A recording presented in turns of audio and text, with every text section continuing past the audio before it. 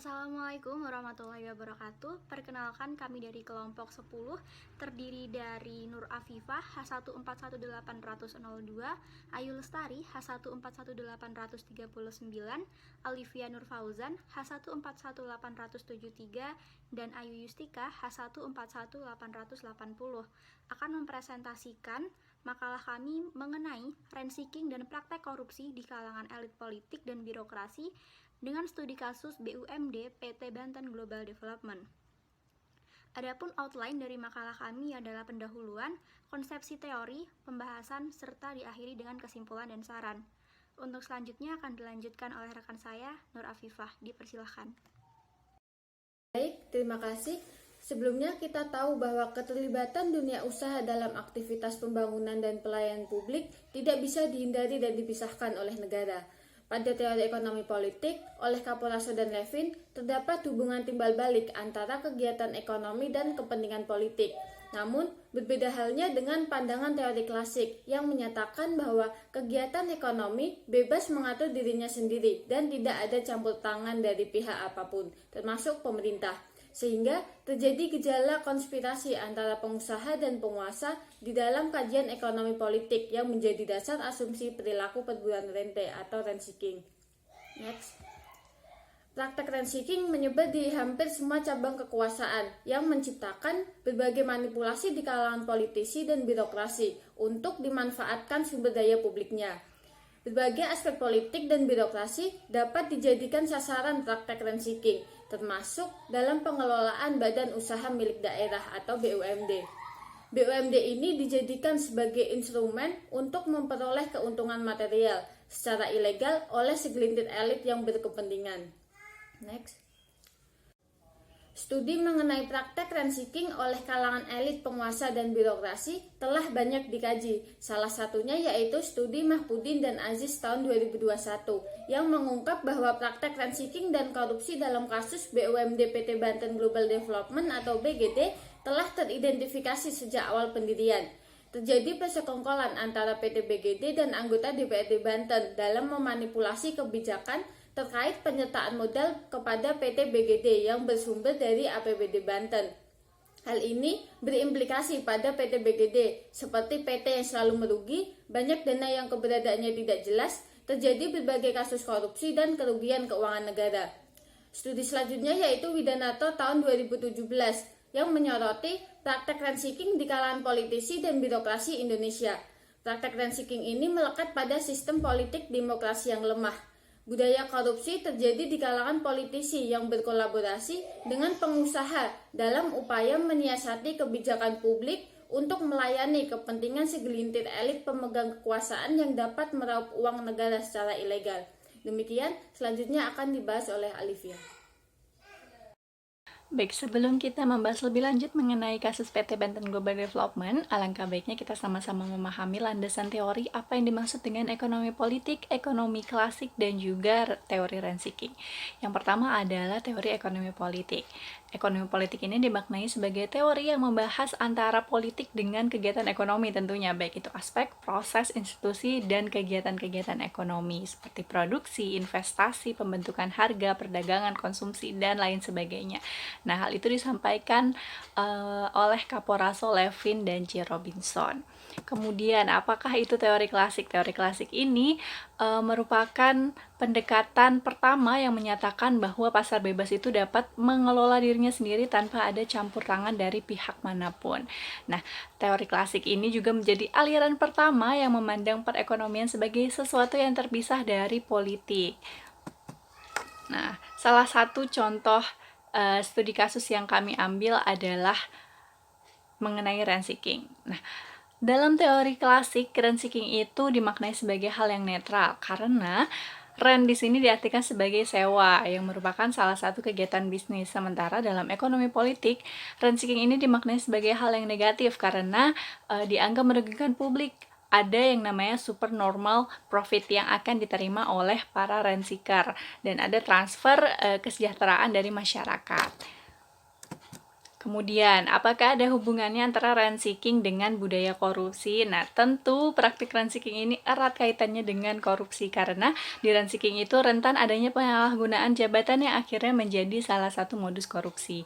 Hal ini juga didukung oleh pendapat Didin S. Damanhuri pada tahun 2006 di mana kolusi antara birokrat dengan pengusaha itu merupakan jenis korupsi yang baru.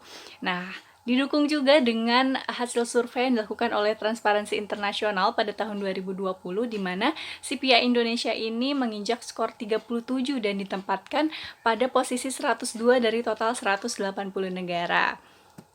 Berbicara tentang korupsi tentu kaitannya erat dengan elit politik dan juga birokrasi. Hal ini sesuai dengan yang dinyatakan oleh Syarif Hidayat bahwa politisi adalah sosok pencari dukungan masyarakat yang berpikir rasional untuk dirinya sendiri, di mana kepentingan mereka itu diekspresikan sebagai keinginan untuk memaksimalkan kekuasaan yang mereka miliki.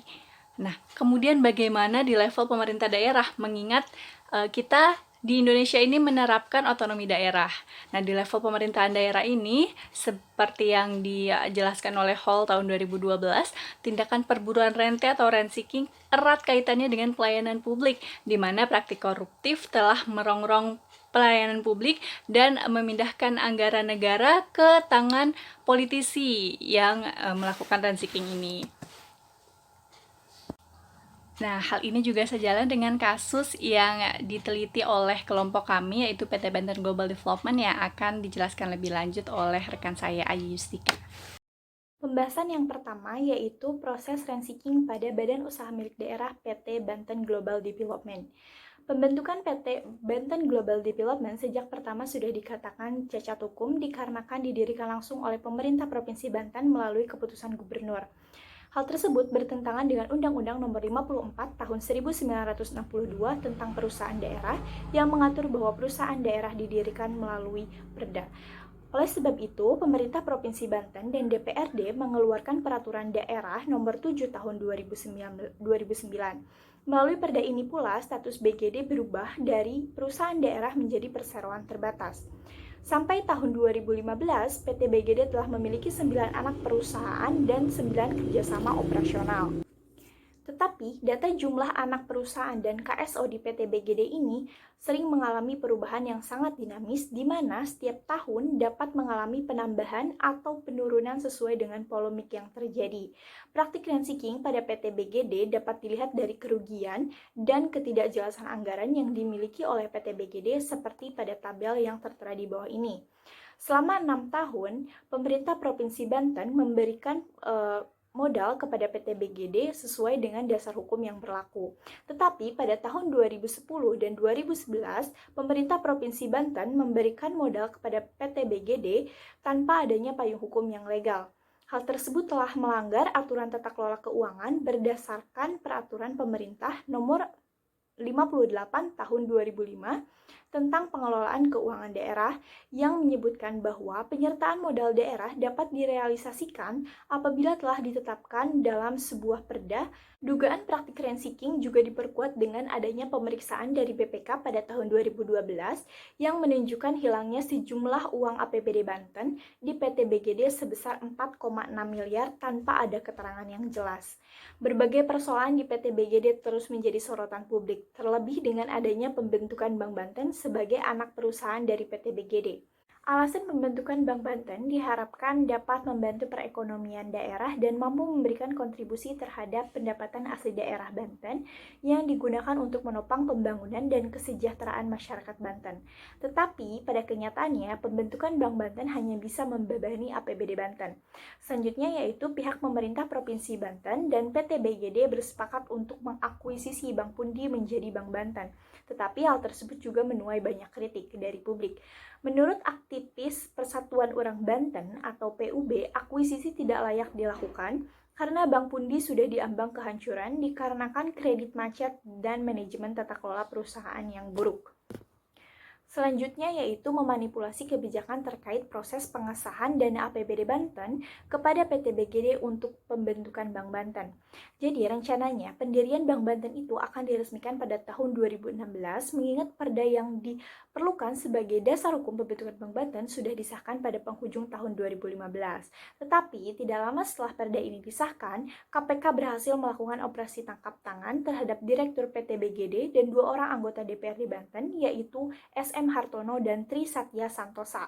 Berdasarkan hasil pemeriksaan KPK, Riki Tapinongko terbukti memberikan sejumlah uang sebesar $11.000 dan Rp60 juta kepada Hartono dan Santosa. Praktik korupsi ini dilakukan untuk mempermudah proses pengesahan APBD Banten terkait dengan dana yang akan dikucurkan ke PT BGD untuk membentuk Bank Banten. Kasus korupsi lain yang terjadi pada Badan Usaha Milik Daerah PT BGD ini juga terkait dengan kerjasama operasional atau KSO PT BGD dengan PT Surya Laba Sejati atau PT SLS. Jadi pada tahun 2015, PT BGD memberikan pinjaman modal kepada PT SLS sebesar 5,9 miliar untuk pengadaan proyek penambangan emas di wilayah Bayah, Kabupaten Lebak, Banten. Berdasarkan perjanjian kerjasama, proyek penambangan emas akan selesai dalam kurun waktu 1 tahun.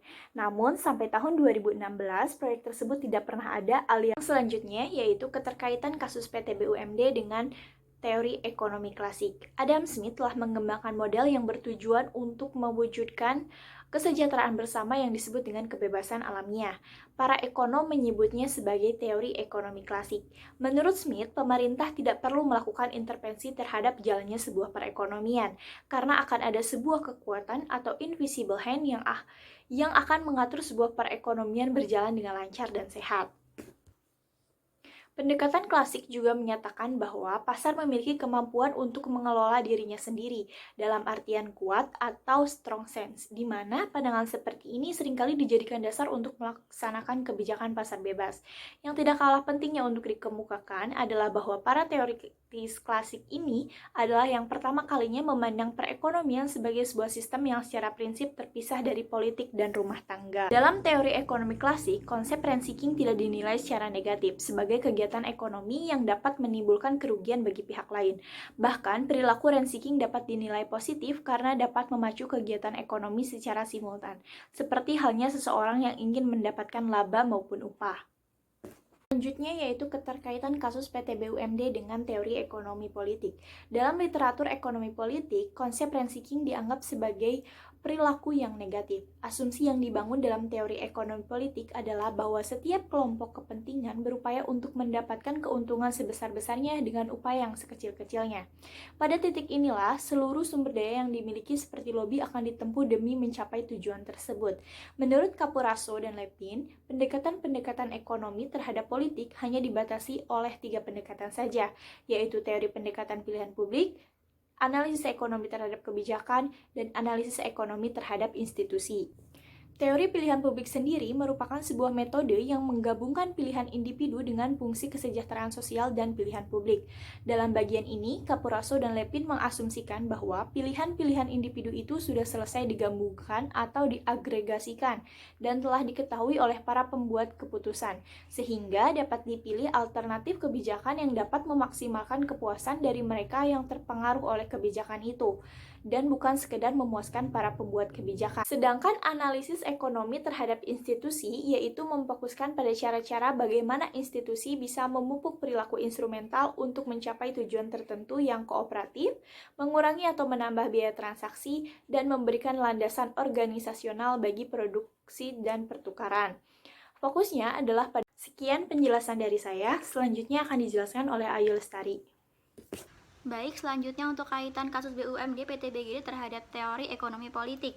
Berdasarkan penjelasan mengenai pendekatan-pendekatan teori ekonomi politik yang digagas oleh Capurraso dan Levin, terdapat ketidaksesuaian dengan teori rent seeking yang cenderung memperlancar kegiatan pemenuhan kebutuhan pribadi atau para pembuat kebijakan itu sendiri.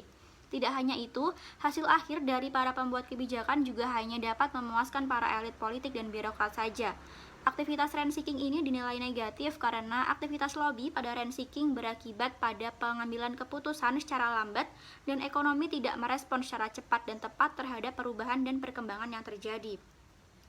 Berdasarkan argumen dari McKinsey pada tahun 2001, adanya kasus rent seeking di Indonesia seperti kasus PT BGD ini menandakan bahwa demokrasi di Indonesia dengan rule of law sebagai pondasinya dikatakan masih lemah. Karena rent seeking dengan korupsi merupakan faktor yang melekat pada sistem politik demokrasi yang lemah. Praktik rent seeking dan korupsi yang dilakukan oleh PT BGD dilakukan secara kolektif atau korupsi sistemik, yang mana hal ini adanya korupsi dari direksi maupun komisaris tetap mendapatkan dukungan untuk kelanjutan PT BGD ini oleh pemerintah setempat. Selanjutnya, untuk praktik rent seeking ini termasuk menabrak logika good governance yang mencakup akuntabilitas, transparansi, penegakan hukum, dan partisipasi menurut Sudarmayanti pada tahun 2012. Penyebab terjadinya praktik rent seeking di PT BGD antara lain adalah perilaku individu dari aparat birokrasi yang tidak mengedepankan transparansi dan akuntabilitas, serta adanya praktik korupsi, serta faktor institusi atau dari lembaga itu sendiri. Baik, selanjutnya untuk kesimpulan dan saran, praktik rent seeking yang terjadi dalam BUMD merupakan implikasi dari adanya bad governance yang tidak mengedepankan transparansi. Hal ini diketahui dari pembentukan PT BGD sebagai BUMD justru dimanfaatkan oleh pihak elit politik dan birokrat dalam pelaksanaan rent seeking. Bentuk rent seeking yang terjadi di tubuh PT BGD tidak serta-merta dilakukan dengan pencarian materi secara ilegal, namun melalui manipulasi kebijakan yang akhirnya dimanfaatkan oleh elit politik dan birokrat untuk memperluas kewenangan atas jabatannya. Meningkatnya kewenangan pejabat publik yang tidak disertai transparansi ini mengakibatkan praktik rent seeking mudah terjadi. Jika dipandang dari teori ekonomi klasik, praktik ini dinilai sebagai sesuatu yang netral untuk memacu aktivitas ekonomi. Sedangkan jika dipandang dari teori ekonomi politik, praktik rent seeking dinilai sebagai hal yang berdampak negatif karena aktivitas lobby pada rent seeking berakibat pada pengambilan keputusan secara lambat dan ekonomi tidak merespon secara cepat dan tepat terhadap perubahan dan perkembangan yang terjadi. Solusi untuk meminimalisir praktik rent seeking memerlukan sinergi dari berbagai pihak. Pada level mikro, perlu adanya penerapan good corporate governance atau tata kelola yang baik pada perusahaan melalui transparansi, akuntabilitas, dan responsibilitas, serta efisiensi dan efektivitas internal perusahaan. Pada level makro, perlu adanya penerapan good governance, kebijakan tarif atau lisensi impor, kebijakan persaingan sehat, peningkatan efektivitas lembaga Komisi Pemberantasan Korupsi atau KPK, penerapan e-government untuk menghindari pelayanan face-to-face, serta penguatan lembaga Komisi Pengawas Persaingan Usaha atau KPPU. Pada level politik, perlu adanya demokratisasi, kebebasan pers, serta memperbanyak pengawasan masyarakat dan mahasiswa sebagai kontrol terhadap kebijakan pemerintah yang tidak pro-rakyat. Sekian presentasi dari kelompok 10, kurang lebihnya mohon maaf. Wassalamualaikum warahmatullahi wabarakatuh.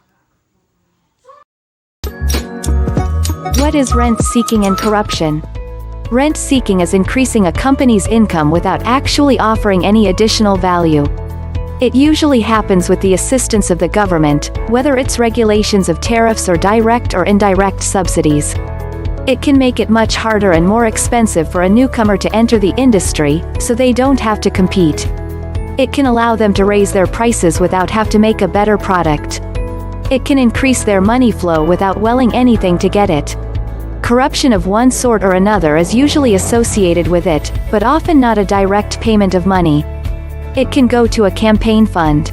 It can be supporting a union that aids in an election. It can be letting the politician make money indirectly or for friends and family to benefit. Beneficial terms on a loan. There are many ways to benefit than just a cash payment. As long as the government has economic power to sell, there will always be buyers. Or as P.J. O'Rourke put it, when buying and selling are controlled by legislation, the first things to be bought and sold are legislators. Rent seeking is when someone with power over you seeks a favor or economic gain not to exercise that power to hurt you. It is the fatal flaw of democracy. Example, during the 2007 economic meltdown, Chuck Schumer, Democratic Party and minority leader of the U.S. Senate, summoned all the hedge funds to a meeting in NY. He told them, "You know, we don't see much money coming from you guys down in Washington. You do know that we are thinking about regulating you." Message received, and the hedge funds started giving the Democratic Party lots of campaign contributions. That was rent-seeking and legal corruption. Another example was Speaker of the House, Nancy Pelosi, who has a home in the same area of San Francisco as the CEO of Visa, the credit card company. Visa was planning an initial public offering, but there was credit card legislation pending in the House of Representatives that would have made Visa less valuable in their IPO. Nancy's husband is an investment banker and he was allowed to buy stock at the pre-IPO price in exchange for Nancy burying the credit card legislation and not bringing it to the floor for a vote. The Pelosi's made $16 million off the subsequent IPO. That was insider trading, illegal for all but Congress people, which is illegal corruption and abuse of power. That happened during Nancy's first round as House Speaker. Now you understand the saying, the only good politician is a dead politician. Pemirsa, Komisi Pemberantasan Korupsi mengendus ketidakwajaran dalam proses rencana pembangunan Bank Banten. Pemerintah Banten sendiri tetap melanjutkan rencana pembangunan bank pembangunan daerah tersebut. Rencana pendirian Bank Banten telah diumumkan pemerintah Provinsi Banten pada Oktober 2015 lalu. Pemerintah Provinsi Banten ingin punya bank sendiri sebab selama ini Banten menyimpan dana APBD di Bank Jawa Barat dan Banten atau BJB. PT Banten Global Development ditunjuk untuk mempersiapkan lahirnya bank milik pemerintah daerah itu. Pembentukan Bank Banten ini sebagai tempat penyimpanan anggaran pendapatan belanja daerah atau APBD tingkat provinsi hingga 8 kabupaten kota di Banten. Total dana untuk menghidupkan kembali Bank Banten sendiri mencapai 950 miliar yang berasal dari dana APBD Banten dan masuk ke dalam program rencana pembangunan jangka menengah atau RPJMD Provinsi Banten tahun 2012-2017. Namun pada awal Desember 2015, KPK mengendus ketidakwajaran dalam proses rencana pembangunan Bank Banten tersebut. KPK resmi menetapkan 2 orang anggota DPRD Banten sebagai tersangka. Keduanya diduga menerima suap untuk memuluskan pembentukan Bank Daerah Banten pada era APBD 2016. Kedua anggota DPRD tersebut adalah Wakil Ketua DPRD Banten fraksi Partai Golkar SM Hartono dan anggota Komisi 3 DPRD Banten fraksi PDI Perjuangan Tri Satya Santosa. KPK juga menetapkan Direktur PT Banten Group Development Ricky Tampinongkol sebagai tersangka. Ricky diduga sebagai pemberi suap karena meminta para anggota DPRD memuluskan rencana pembentukan Bank Banten yang harus memakai perda sebagai dasar pembentukannya. Gubernur Banten Rano Karno mengaku tetap akan meneruskan rencana pembentukan Bank Banten meski sejumlah pihak akan menghentikan rencana itu menyusul kasus suap yang dibongkar KPK. Rano Karno menilai pembentukan Bank Banten bukan kehendak pribadinya, melainkan tuntutan peraturan daerah yang sudah ada. Pak Riki pernah menyampaikan ada permintaan 10 miliar dari Dewan. Saya bilang jangan didengar, nggak usah digubris, itu aja saya. Kalau pemilihan 4 bank itu tahun berapa? Belum lama lah, kira-kira 2-3 bulan nggak lalu. belum ditangkap di sini. Oh iya. Berarti pemberian yang kemarin itu Pak Gubernur sendiri nggak tahu? Nggak tahu, saya nggak tahu sama sekali. Oke? Kalau pemilihan 4 bank itu Belum dipilih. Belum ada yang dipilih. Belum ada yang dipilih. Jadi sampai hari ini Banten belum punya bank. Rano Karno sendiri juga ditetapkan sebagai saksi dalam kasus suap tersebut. Saat memasuki gedung KPK untuk menjalani pemeriksaan, Rano mengaku mendapat laporan adanya permintaan uang dari anggota DPRD Banten terkait rencana pembentukan bank daerah tersebut. Tim Liputan Berita 1, Banten dan Jakarta.